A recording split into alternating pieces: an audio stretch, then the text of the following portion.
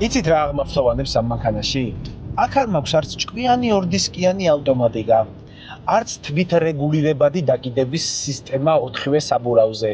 არც საბურავებზე ცალ-ცალკე თორქის გადანაწილება, რომ მანქანა არ მოწყდეს.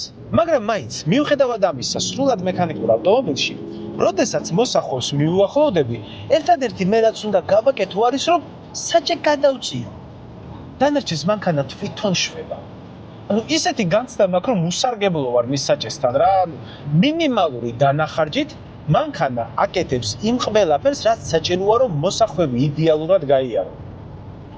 ანუ ამ ყველაფერს დავზრახავდი ეს რომ იყოს ელექტრონული სისტემის დამსახურება, მაგრამ ეს ყველაფერი გააკეთეს მექანიკურად. ანუ აქ მარტო რკინა, რეზინი და რამდენიმე გადაბმაა გამოყენებული და მორჩა.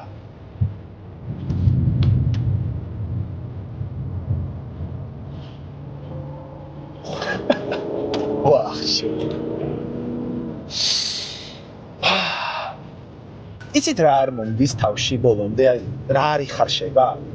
როგორ შეიძლება რომ ისეთი ზანტი, ტლანქი და საოჯახო სედანისგან, როგორიც არის 124, გააკეთო ასეთი რაღაცა და თან მანქანა რადიკალურად არ შეცვალა. თითქოს ვიღაცა მაიღო ბეგემოტი, რაღაცა მცირედი შეუცვალა და გადააქცია ლეოპარდად.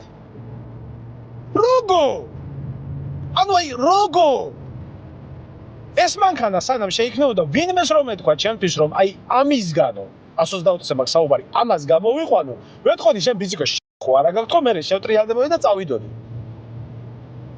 მაგრამ მაგერა არის